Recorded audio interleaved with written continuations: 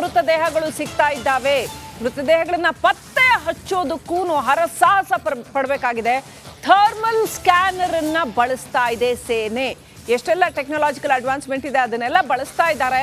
Thermal scanner ಹೇಗಿದೆ, ಅದು ಯಾವ ರೀತಿನಲ್ಲಿ ಇರುತ್ತೆ, ಅದು ಈ ಮೃತದೇಹಗಳನ್ನ ಹುಡುಕೋದಕ್ಕೆ, ಗುರುತಿಸೋದಕ್ಕೆ, ಪತ್ತೆ ಹಚ್ಚೋದಕ್ಕೆ ಏನು ಸೇನೆ ಆ ಥರ್ಮಲ್ ಸ್ಕ್ಯಾನರ್ಗಳನ್ನ ಬಳಸ್ತಾ ಇದೆ, ಯಾವ ರೀತಿನಲ್ಲಿ ಇದೆ ಅದು?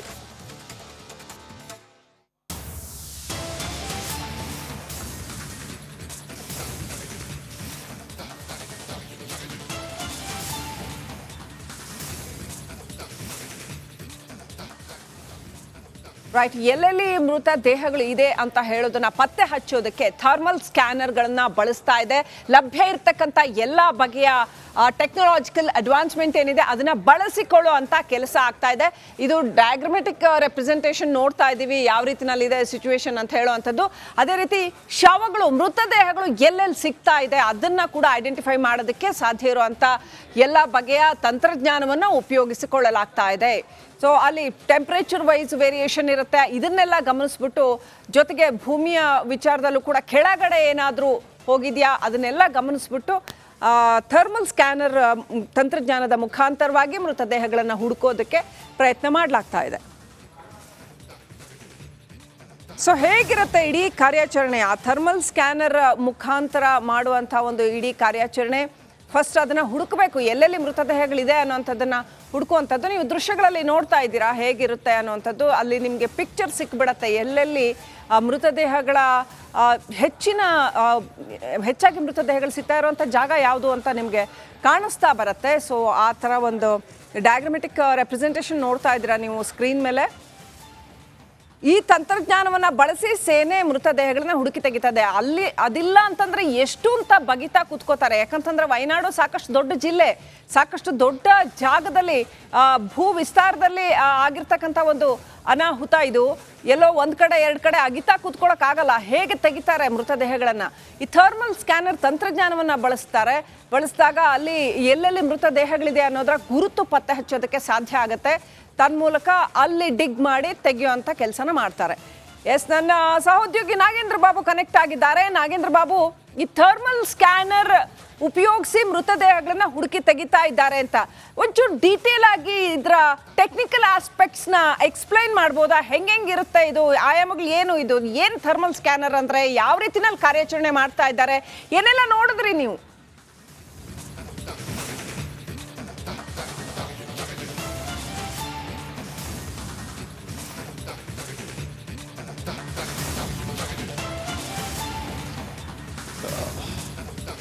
ಶ್ರೀಲಕ್ಷ್ಮಿ, ನೋಡಿ, ಪ್ರಮುಖವಾಗಿ ಈಗ ಈ ಒಂದು ಜಾಗ ಇದೆಯಲ್ಲ, ಈ ಜಾಗದಲ್ಲಿ ಯಾರ್ಯಾರು ಎಲ್ಲಿದ್ದಾರೆ ಅನ್ನೋದು ಒಂದು ಕೂಡ ಗೊತ್ತಾಗ್ತಾ ಇಲ್ಲ. ಕ್ಷಣಕ್ಕೂ ಕೂಡ ಮಳೆ ಬರ್ತಾ ಇದೆ. ಈಗಲೂ ಕೂಡ ನಾನೀಗ ನಿಂತಿರುವಂಥ ಜಾಗ ಏನಿದೆ ಇಲ್ಲೂ ಕೂಡ ಮಳೆ ಬರ್ತಾ ಇದೆ. ಹಾಗಾಗಿ ಒಂದು ಡ್ರೋನ್ ಇಮ್ಯಾಜಿನೇಷನ್ ಅನ್ನುವ ಸ್ಟಾರ್ಟಪ್ ಕಂಪನಿಯ ಸಹಾಯವನ್ನು ಪಡೆದುಕೊಂಡಿರುವಂಥ ಕೇರಳ ಸರ್ಕಾರ, ಆ ಕಂಪನಿಯ ಸಹೋದ್ಯೋಗಿಗಳ ಜೊತೆಯಲ್ಲಿ ಅವರು ಒಂದು ಡ್ರೋನನ್ನು ಈ ಜಾಗದಲ್ಲಿ ಹಾರಾಟವನ್ನು ಮಾಡೋ ಮೂಲಕ, ಅಂದರೆ ಮೊದಲಿಗೆ ಡ್ರೋನಲ್ಲಿ ಒಂದು ವಿಜುವಲ್ಸನ್ನು ಕ್ಯಾಪ್ಚರ್ ಮಾಡ್ತಾ ಅದರಲ್ಲಿ ಆ ಥರ್ಮಲ್ ಸ್ಕ್ಯಾನರನ್ನು ಕೂಡ ಮಾಡಲಾಗುತ್ತೆ. ಅಟ್ ಟೈಮ್ ಥರ್ಮಲ್ ಸ್ಕ್ಯಾನರ್ನ ಕೂಡ ಮಾಡೋ ಮೂಲಕ ಅದರಲ್ಲಿ ಪ್ರಮುಖವಾಗಿ ಜನರ ಚಲನವಲನಗಳು ಕೂಡ ಗೊತ್ತಾಗುತ್ತೆ. ಯಾಕೆಂತಂದ್ರೆ ನೋಡಿ, ಈಗ ನಾನೇನು ಈ ಜಾಗದಲ್ಲಿದ್ದೀನಿ, ಈಗ ಇರುವಂಥದ್ದು ಮುಂಡಕ್ಕೆ ಅನ್ನುವಂಥದ್ದು. ನೋಡಿ, ಅಲ್ಲಿ ನಾವು ಕೆಳಗಡೆ ಕಾಣ್ತಾ ಇದ್ವಿ. ಇಲ್ಲಿಂದ ಸುಮಾರು 4 ಕಿಲೋಮೀಟರ್ ಕೆಳಗಡೆ ಹೋದಾಗ ನಮಗೆ ಅಲ್ಲಿ ಚೂರನ್ ಮಲೆ ಸಿಗುತ್ತೆ. ಅಲ್ಲಿಂದ ಇಲ್ಲಿಗೆ ಬಂದಾಗ ಮುಂಡಕ್ಕೆ ಅನ್ನುವ ಜಾಗ ಸಿಗುತ್ತೆ. ಈಗ ಮುಂಡಕ್ಕೆ ಅನ್ನುವ ಜಾಗದಲ್ಲಿದ್ದೀನಿ ನೋಡಿ. ಈ ಜಾಗದಲ್ಲಿ ಈಗ ಆ ಒಂದು ಥರ್ಮಲ್ ಸ್ಕ್ಯಾನರ್ ಇರುವಂಥ ಡ್ರೋನನ್ನು ಹಾರಾಟ ಮಾಡಿದಂಥ ಸಂದರ್ಭದಲ್ಲಿ ಇಲ್ಲಿ ನಾವು ಎಷ್ಟು ಜನ ನಿಂತಿದ್ದೀವಿ ಅನ್ನೋದು ಕೂಡ ಅಲ್ಲಿ ಸ್ಕ್ಯಾನಿಂಗ್ ಮೂಲಕ ಗೊತ್ತಾಗುತ್ತೆ. ಹಾಗಾಗಿ ಪ್ರಮುಖವಾಗಿ ಈ ಗುಡ್ಡಗಾಡಿನ ಪ್ರದೇಶಗಳಲ್ಲಿ ಯಾರ್ಯಾರು ಎಲ್ಲೆಲ್ಲಿದ್ದಾರೆ, ಯಾಕಂದರೆ ಆ ಒಂದು ಇನ್ಸಿಡೆಂಟ್ ಆದ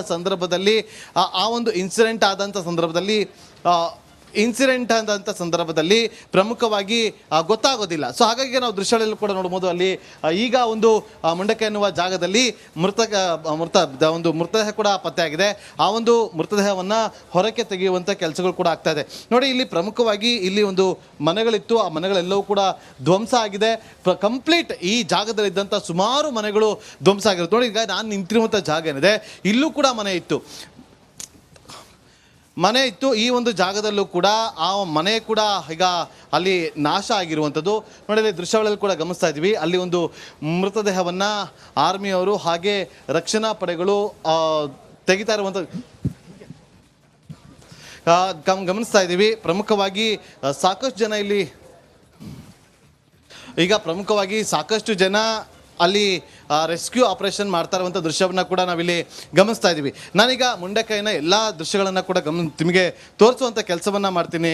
ಶ್ರೀಲಕ್ಷ್ಮಿ ನೋಡಿ, ಈಗ ನಾವಲ್ಲಿ ನಮಗೆ ಅಲ್ಲಿ ಒಂದು ಜಾಗ ಕಾಣೋದಕ್ಕೆ ಸಿಗ್ತಾ ಇದೆ. ಅಲ್ಲಿ ಪಂಜಾರ ಮಟ್ಟ ಅನ್ನೋ ಜಾಗ ಇದೆ. ಆ ಪಂಜಾರ ಮಟ್ಟ ಅನ್ನೋ ಜಾಗ ಏನಿದೆ, ಆ ಜಾಗದ ಮೊದಲಿಗೆ ಅಲ್ಲಿಂದ ಗುಡ್ಡ ಕುಸಿತ ಆಗಿರುವಂಥದ್ದು. ಅಲ್ಲಿಂದ ಗುಡ್ಡ ಕುಸಿತ ಆಗಿ ಇಲ್ಲಿಗೆ ಬಂದು ಅಲ್ಲಿ ಬಂಡೆ ನೋಡಿ, ಆ ಬಂಡೆಕಲ್ಲು ನೋಡಿ ನಮಗೆ ಕಾಣೋದಕ್ಕೆ ಸಿಗ್ತಾ ಇದೆ.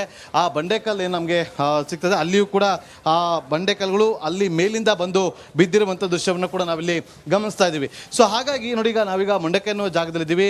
ಮುಂಡಕೆ ಅನ್ನೋ ಜಾಗಕ್ಕೆ ನಿನ್ನೆ ಬರೀ ಕೇವಲ ರಕ್ಷಣಾ ಪಡೆಗಳು, ಆರ್ಮಿ ತಂಡ ಇವರು ಮಾತ್ರ ಇಲ್ಲಿಗೆ ಆಗಮಿಸಿ ಇಲ್ಲಿ ಕಾರ್ಯಾಚರಣೆಯನ್ನು ಮಾಡುವಂಥ ಕೆಲಸವನ್ನು ಮಾಡಿದರು. ಆದರೆ ಇವತ್ತು ಪ್ರಮುಖವಾಗಿ ಈ ಜಾಗದಲ್ಲಿ ಯಂತ್ರೋಪಕರಣ ಅಂದರೆ ಹಿಟಾಚಿಯನ್ನು, JCM ಅನ್ನು ತೆಗೆದುಕೊಂಡು ಬರುವ ಮೂಲಕ ಇಲ್ಲಿ ಅವರು ಕಾರ್ಯಾಚರಣೆಯನ್ನು ಅದರ ಒಂದು ಸಹಾಯದಿಂದ ಕಾರ್ಯಾಚರಣೆಯನ್ನು ಮಾಡ್ತಾ ಇದ್ದಾರೆ. ನೋಡಿ, ಈಗ ಶ್ರೀಲಕ್ಷ್ಮಿ, ನಾನೀಗ ಮುಂದೆ ಹೋಗ್ತಾ ಇದ್ದೀನಿ. ಈಗ ಕೆಲವೇ ಕ್ಷಣಗಳ ಹಿಂದೆ ಅಷ್ಟೇ 2 ಮೃತದೇಹಗಳು ಪತ್ತೆ ಆಗಿತ್ತು. ಅಲ್ಲಿ ಆ ಒಂದು ಮೃತದೇಹಗಳನ್ನು ಹೊರಕ್ಕೆ ತೆಗೆಯುವಂಥ ಕೆಲಸಗಳಾಗ್ತಾ ಇದೆ. ನೋಡಿ, ಪ್ರಮುಖವಾಗಿ ಇಲ್ಲಿ ಡಾಗ್ ಸ್ಕ್ವಾಡ್ಗಳನ್ನು ಬಳಕೆ ಮಾಡಿಕೊಳ್ಳಲಾಗ್ತಾ ಇದೆ. ಸೊ ಅಲ್ಲಿ ಅಷ್ಟೇ ಅಲ್ಲದೆ ಆರ್ಮಿ ತಂಡ ಆಗಿರ್ಬೋದು, ರಕ್ಷಣಾ ಪಡೆಗಳಾಗಿರ್ಬೋದು, ಇವರೆಲ್ಲರೂ ಕೂಡ ಈ ಒಂದು ಜಾಗದಲ್ಲಿ ಬೀಡುಬಿಟ್ಟಿದ್ದು ಎಲ್ಲರೂ ಕೂಡ ಪ್ರಮುಖವಾಗಿ ಇಲ್ಲಿ ರಕ್ಷಣಾ ಕಾರ್ಯಾಚರಣೆಯಲ್ಲಿ ತೊಡಗಿದ್ದಾರೆ. ನಾನು ಈಗ ಪ್ರಮುಖವಾಗಿ ಒಂದು ಜಾಗವನ್ನು ತೋರಿಸೋದಕ್ಕೆ ಬಯಸ್ತೀನಿ.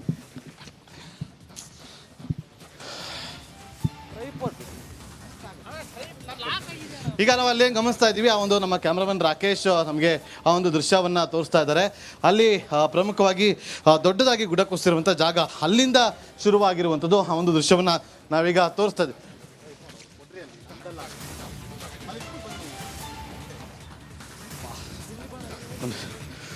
ಈಗ ಮುಂದೆ ನೋಡಿ, ಇಲ್ಲೊಂದು ಮನೆ ಕಾಣಿಸ್ತಾ ಇದೆ. ಮನೆ ಯಾವ ರೀತಿಯಾಗಿ ಈ ಜಾಗದಲ್ಲಿ ಧ್ವಂಸ ಆಗಿದೆ ಅದನ್ನು ಕೂಡ ನಾವಿಲ್ಲಿ ಗಮನಿಸ್ಬೋದು. ನೋಡಿ, ಈಗ ಈ ಒಂದು ವಾಹನಗಳು ಹೋಗೋದಕ್ಕೆ ಒಂದಷ್ಟು ಇಲ್ಲಿ ಪ್ರಮುಖವಾಗಿ ಒಂದಷ್ಟು ದಾರಿಗಳನ್ನು ಕೂಡ ಮಾಡಿಕೊಳ್ಳಲಾಗಿದೆ. ನಿನ್ನೆ ನಾನು ಇದೇ ಜಾಗಕ್ಕೆ ಬಂದಂಥ ಸಂದರ್ಭದಲ್ಲಿ ಇಲ್ಲಿ ಓಡಾಡೋದಕ್ಕೂ ಕೂಡ ಕಷ್ಟ ಆಗ್ತಾ ಇತ್ತು. ಅಂಥ ಒಂದು ಜಾಗದಲ್ಲಿ ನಾವೇಗಿದ್ದೀವಿ. ರೆಸ್ಕ್ಯೂ ತಂಡಗಳನ್ನು ಹೊರತುಪಡಿಸಿದ್ರೆ ಬೇರೆ ಯಾರು ಕೂಡ ಇಲ್ಲಿಗೆ ಬರ್ತಾ ಇಲ್ಲ. ಯಾಕಂದರೆ ಯಾರನ್ನು ಕೂಡ ಸಾರ್ವಜನಿಕರನ್ನು ಇಲ್ಲಿಗೆ ಬರೋದಕ್ಕೆ ಬಿಡ್ತಾ ಇಲ್ಲ. ಸೊ ಹಾಗಾಗಿ ನಾವೀಗ ಗಮನಿಸ್ತಾ ಇದ್ದೀವಿ. ನೋಡಿ, ಇವರೆಲ್ಲರೂ ಕೂಡ रक्षण शोध कार्याचरण ತೊಡಗಿ ಈಗ ಆಗಮಿಸ್ತಾ ಇರುವಂತದ್ದು. आप कहाँ से आए थे? वायनाड में। अभी कितना लोग मिला उधर? उधर से 1 किलोमीटर का अंदर है। पंजार मट्टा गए थे? पंजार मट्टा में कुछ मिला? तो कुछ नहीं मिलेगा उधर से, पूरा खाली हो गया वो ಜಾಗ. ನೋಡಿ, ಇವರೆಲ್ಲರೂ ಕೂಡ ರಕ್ಷಣಾ ಕಾರ್ಯಾಚರಣೆಯನ್ನು ಮಾಡ್ತಾ ಇರುವಂಥ ದೃಶ್ಯ. ನೋಡಿ, ಇಲ್ಲಿ ಈ ಒಂದು ಮನೆ ಇದೆ, ಮಸೀದಿ ಥರ ಇದೆ. ಮಸೀದಿ ಯಾವ ರೀತಿಯಾಗಿ ಎಲ್ಲವೂ ಕೂಡ ನಾಶ ಆಗಿದೆ. ನೋಡಿ ಶ್ರೀಲಕ್ಷ್ಮಿ, ಇಲ್ಲಿ ನಾವು ಗಮನಿಸ್ತಾ ಇದ್ದೀವಿ ಒಂದು ದೃಶ್ಯವನ್ನು. ಆ ಗೋಡೆಗಳ ಮೇಲೆ ಆ ಒಂದು ಮಣ್ಣಿನ ಕೆಸರು ಏರ್ಚಿರುವಂಥದ್ದು ಅಲ್ಲಿಯವರೆಗೂ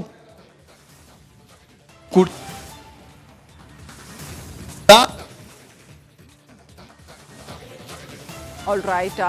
ನಾಗೇಂದ್ರ ಬಾಬು ಎಕ್ಸ್ಪ್ಲೈನ್ ಮಾಡ್ತಾ ಇದ್ರು. ಅಲ್ಲಿನ ಇಡೀ ದೃಶ್ಯಾವಳಿಯನ್ನ ನಿಮ್ಮ ಮುಂದೆ ತರ್ತಾ ಇದ್ರು. ಹೇಗೆ ಆಗಿತ್ತು ಕಳೆದ 2 ದಿನಗಳ ಹಿಂದೆ, ಎಂಥ ದುರಂತ ಸಂಭವಿಸಿತ್ತು ಅನ್ನೋದರ ಕುರುಹುಗಳು ರಾಶಿ ಬಿದ್ದಿದ್ದಾವೆ ಕುರುಹುಗಳು. ಸೊ ಅದನ್ನೆಲ್ಲ ಎಕ್ಸ್ಪ್ಲೈನ್ ಮಾಡ್ತಾ ಇದ್ರು. ಅಲ್ಲಿ ನೆಟ್ವರ್ಕ್ ಇಶ್ಯೂ ಇರುತ್ತೆ ಸ್ವಲ್ಪ ಮಟ್ಟಿಗೆ, ಹಾಗಾಗಿ ಮೋಸ್ಟ್ಲಿ ಸಂಪರ್ಕ ಸಾಧ್ಯ ಆಗ್ತಾ ಇಲ್ಲ ಅಂತ ಅನ್ಸುತ್ತೆ. ಎನಿವೆ, ನೋಡ್ತಾ ಇದ್ರಿ ದೃಶ್ಯಗಳಲ್ಲಿ ಹೇಗೆ ಕೊಚ್ಕೊಂಡು ಬಂದು ಬಿದ್ದಿದೆ ಮನೆ ಇರ್ಬೋದು, ಜಾಗ ಇರ್ಬೋದು. ಇಡೀ ಭೂಪ್ರದೇಶದ ನಕಾಶೆನೇ ಬದಲಾಗ್ಬಿಟ್ಟಿದೆ. ಎಲ್ಲಿ ಮನೆ ಇತ್ತೋ ಅಲ್ಲಿ ಕಲ್ಬಂಡೆಗಳು ಬಂದು ಬಿದ್ದಿದ್ದಾವೆ. ಯಾವ್ಯಾವ ಜಾಗ, ನದಿ ಯಾವುದು, ನೆಲ ಯಾವುದು, ಮನೆಗಳಿದ್ದ ಜನವಸತಿ ಪ್ರದೇಶ ಯಾವುದು, ಒಂದು ಗೊತ್ತಾಗದೇ ಇರೋ ಮಟ್ಟಿಗೆ ಎಲ್ಲವೂ ಕೂಡ ವಾಶ್ ಔಟ್ ಆಗಿ ಹೋಗ್ಬಿಟ್ಟಿದೆ.